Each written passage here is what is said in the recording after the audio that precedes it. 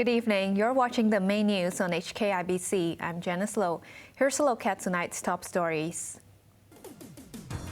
Government adjusts full-year growth forecast to 4 to 5%, following weak second quarter performance. Government insists employers won't be charged extra for hiring Indonesian helpers, but disagreements remain. And the death toll from the devastating wildfires in Hawaii climbs to 55.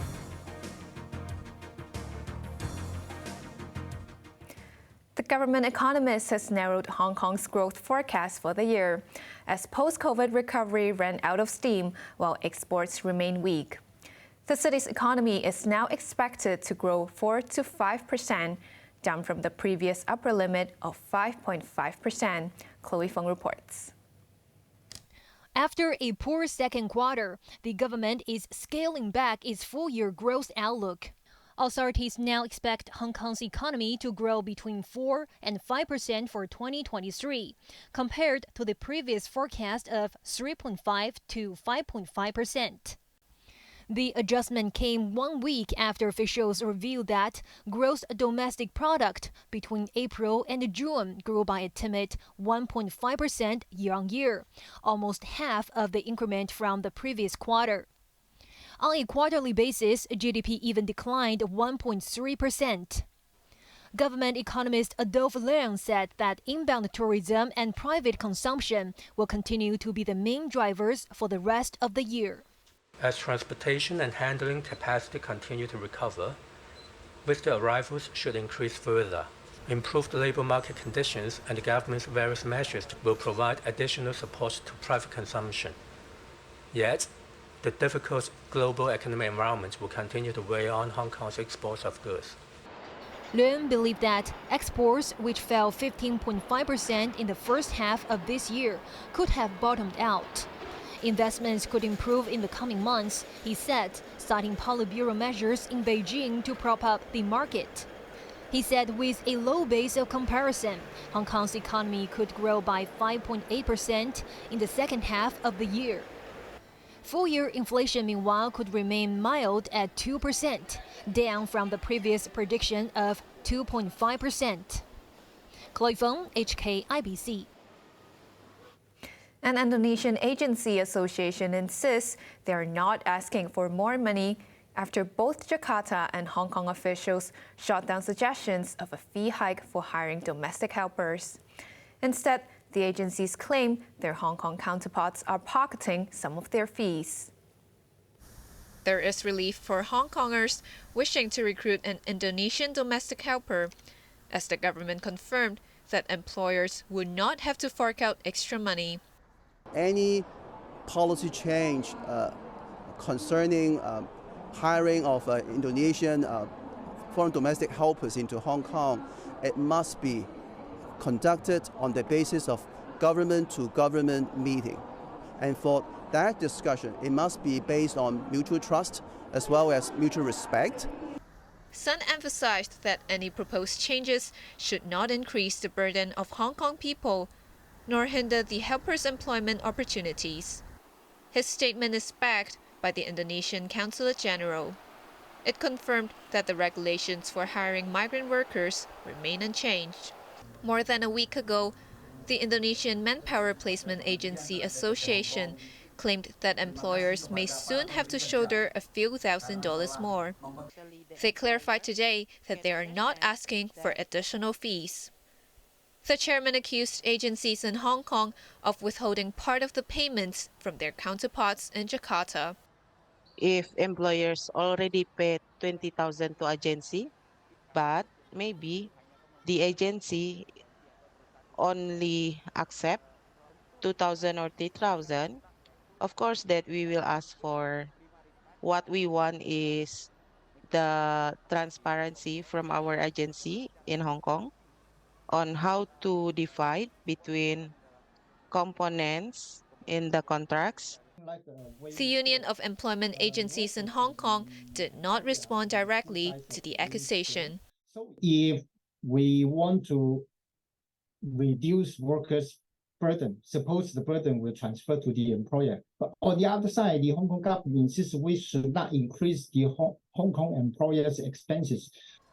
He admitted that he has no clue on how to solve the disagreement between both parties. The Muslim community in Hong Kong is in shock after a 13-year-old boy was attacked by a teacher at an Islamic learning center and had to undergo eye surgery. The city's chief imam has vowed to get to the bottom of the matter. Because the center has not yet confirmed whether he was a permanent teacher or assistant teacher or volunteer for the class. The center has banned this person who is allegedly hit the boy. The center trying to investigate whether it is accident or deliberately hit by the teacher. Arshid said he will meet other teachers who provide Quran lessons and educate them on child protection laws. The Muslim Council revealed that the boy of Pakistani descent was slapped by his teacher last Saturday after failing to recite a verse from the religious text.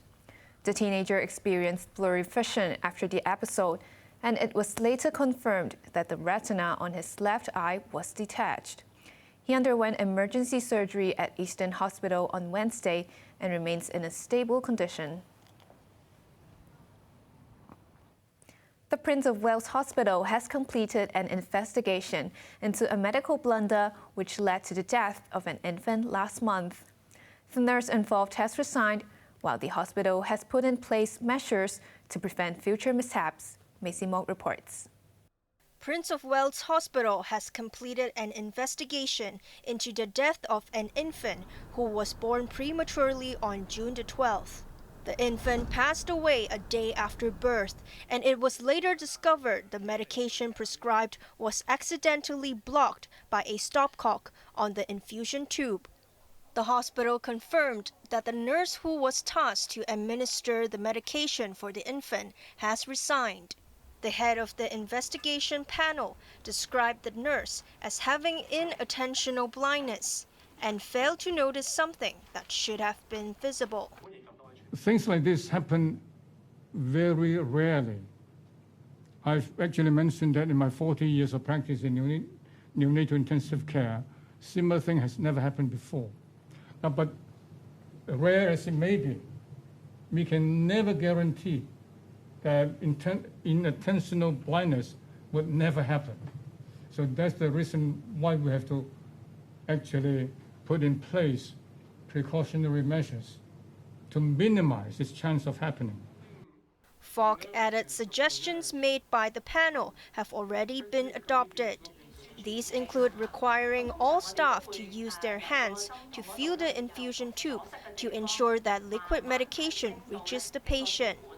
The hospital is now working to increase the sensitivity of machines so that it will alert staff quicker should similar incidents occur again. Maisie Mock, HKIBC.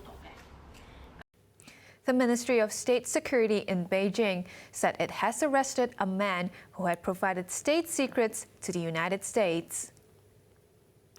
In a report published at the crack of dawn, Xinhua News Agency named the individual as a 52-year-old surnamed Zhang. He worked at a defense company and was sent to Italy for a study program. That was when he was approached by an agent from the U.S. Central Intelligence Agency. Zhang was eventually recruited to become a spy, and he provided core intel in exchange for numerous payments. The ministry said the threat has now been eliminated, and the case has been passed to the Public Prosecutor's Office for legal proceedings. An Australian journalist who is also accused by Beijing of espionage has been detained for almost 3 years.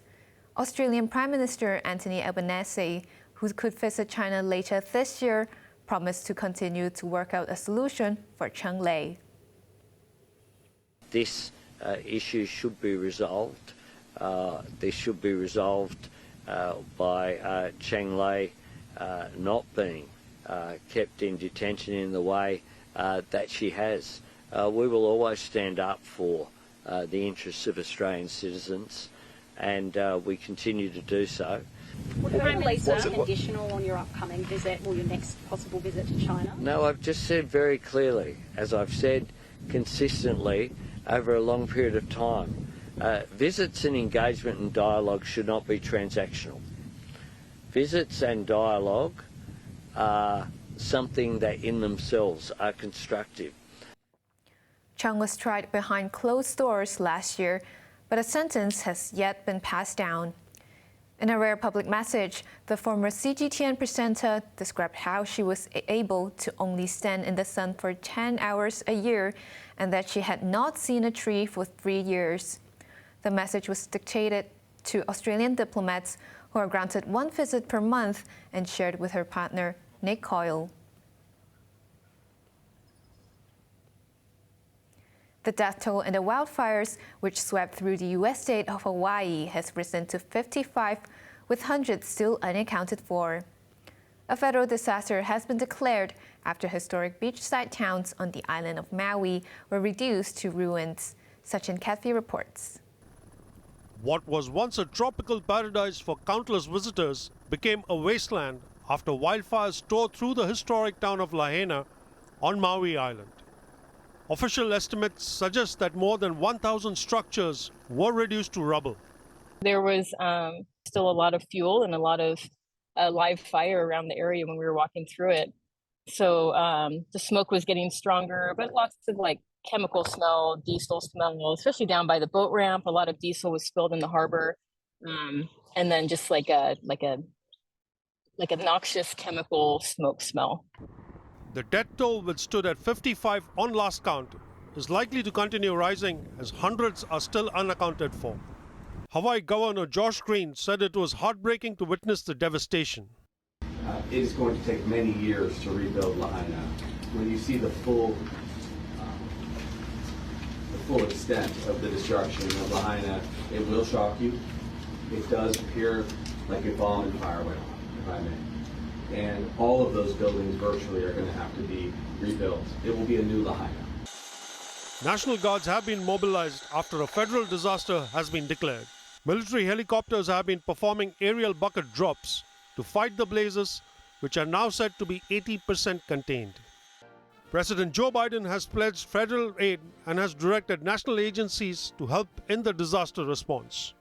I've ordered all available federal assets on the island, including the U.S. Coast Guard, the Navy 3rd Fleet, and the U.S. Army, to assist local emergency response crews along with the Hawaiian National Guard.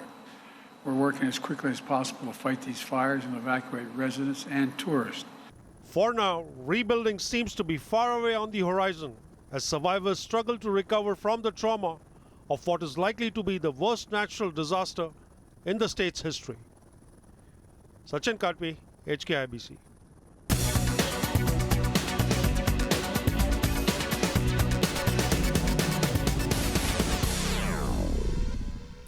Inflation in the United States rose marginally last month, despite a recent 25 basis point hike by the U.S. Federal Reserve. The Consumer Price Index in July rose 3.2%, up from a 3% increase in June. While inflation accelerated for the first time in more than a year, it was still slightly below expectations. Core inflation, which excludes volatile food and energy prices, stood at 4.7%, the lowest since October 2021. But the positive sentiment did not help the Hang Seng Index, which was dragged down by a faltering mainland property market. The benchmark closed today 0.9% lower and 2.4% within the week. Developer Country Garden shed 5.8%. Now let's take a look at the markets. The Hang Seng Index ended the day down by 173 points. To the top 10 active stocks, Alibaba gained $1, Tracker Fund lost 16 cents, and Tencent lost $4. Meituan lost $3.80, IA lost 85 cents, while Techtronic Industry gained $3.15. To the foreign exchange against the Hong Kong dollar, the euro is at 8.59, the Canadian dollar is at 5.81, and the Australian dollar at 5.1. Over in the UK market, the FTSE 100 is currently down by 87 points. On to the weather now.